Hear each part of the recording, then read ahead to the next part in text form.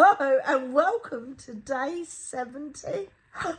Oh, the peace sign. No, I'm not doing the peace sign. Why would I do the peace sign? Well, I would like peace. But we're having. Oh, I see what you're saying. We're having a bed in. Are we doing a John Lennon and Yoko Ono? I didn't get that. Yeah. It's too late in the evening for me to get that. But I was thinking we were more like Bert and Ernie than John and Yoko. I was thinking Neil and Rick. World Vegetable Rights and Peace. Oh, yeah. Oh, there's a shout out to the young ones. Yay! Of what? We're not young ones anymore. No, we're not. We're not. No. Anyway, as you can see, I've got a sleepover friend today. This was my friend that was supposed to be coming over that I substituted for Sunny on one of the days I'm before. a substitute. Sorry. And she's a good singer. If you want to book her, she's available. I'm free for bar mitzvahs. I knew he was going to say that. Anyway, what have I done today? I haven't done much. Well, I have done. I've done much less. I mean, much less. No, lots of muches. Muches and muches. So I did normal NHS. I hosted a webinar today. That was good. That was fun. It was good actually. I love it. Like, it's supposed to be these training ones, but I'm very lucky that I have a good manager that just wants me to have fun. So I get people doing like answering questions, but I give them emojis to find and give them to me. So rather than just say true or false, they have to give me an emoji with a party hat on or an emoji that's crying. Oh. You don't sound that impressed, Lisa. No, I think it's lovely. I really do. No, only because I was going to then go on to talk about our conversation this evening and how amazing it was for me. And it just, you saying that, it sounds like I was being facile and sarcastic. I really wasn't, because I think that what we've been talking about this evening just makes me feel like that was a really beautiful thing that you did for your staff. Oh. Do you know what I mean? Do you want to go in? I wasn't going to go into what we talked about tonight, but if you want to talk about it, no, I'd be happy to. And like I say, I feel quite emotional about what you said there about how you, chose to sort of connect with the people that you work with in a really lovely and humane way. And so what we talked about is that my husband has been diagnosed as autistic, and Sharon and I have known each other since we were 13, 14. I've been married for 12 years, and it's not been an easy ride really, one thing and another, and partly we now have discovered that is because of his autism, and he's just been recently diagnosed. It's not been easy.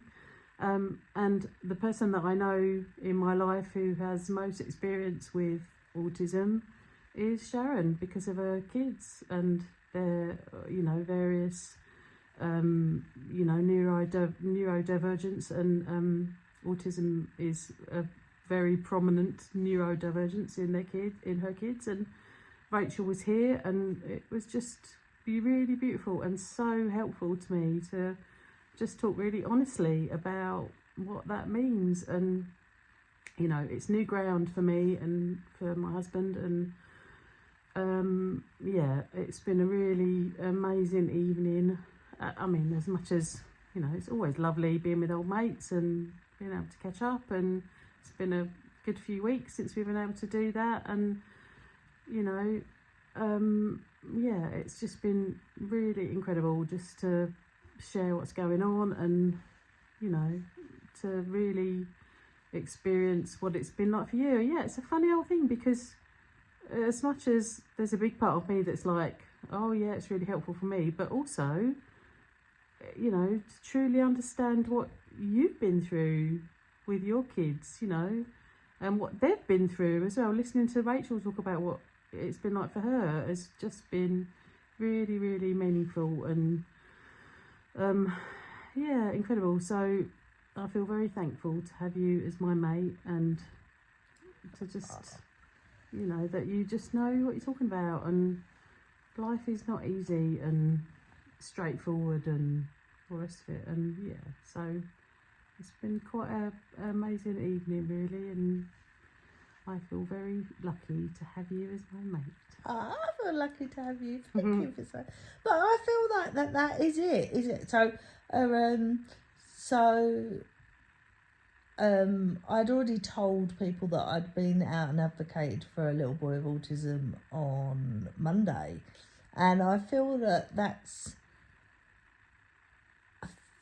like everybody's autistic or autism journey is an individual one, but although it's an individual one, the more we share and the more we normalise behaviours of invisible disabilities, and because we also watched we also watched a film of my friend who was left for dead after a hit and run, and he has got frontal lobe damage, and he's just completed a film about how, because he's got an invisible disability, he's treated differently than if he had a visible, if he was in a wheelchair.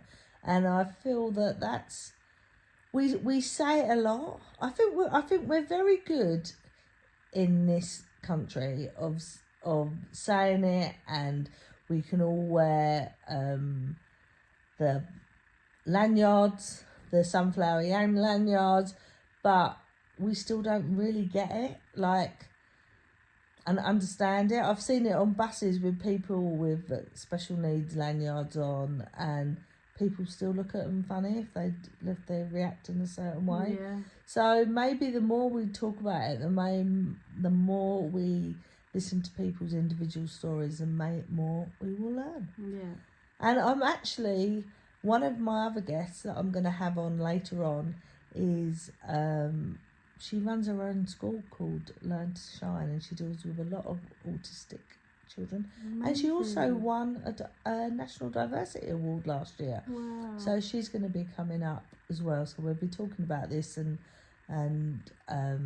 how we can bring autistic children up to have a more secure and a more positive identity of themselves. I don't know if that's the right way of putting it. Totally, it's beautiful. But making sure that they're confident to go out in the world and tell their story.